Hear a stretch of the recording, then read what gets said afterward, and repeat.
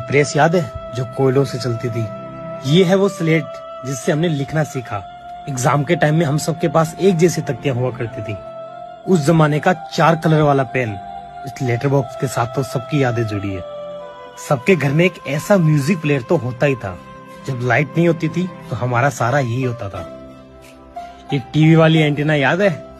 इस पीले रंग की टिकट को तो हम कभी शायद ही भुला पाए। ये उस जमाने की नई चीजें थी। और ये गुलेल तो हम खुद अपने हाथों से बनाया करते थे।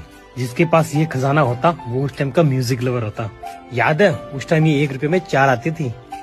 याद है इस पे रात को हम ताला लगाते थे। उस टाइम पेन मतलब ये वजन तोलने के लिए इलेक्ट्रिक कांटे नहीं, ये बाट होते थे। ये था उस जमाने का पहला इलेक्ट्रॉनिक खिलौना। इसे तो अगर आप ढूंढना चाहें तो भी नहीं मिलेगा।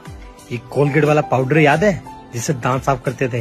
ये डालडा वाले डब्बे तो सबको याद होंगे। और ये था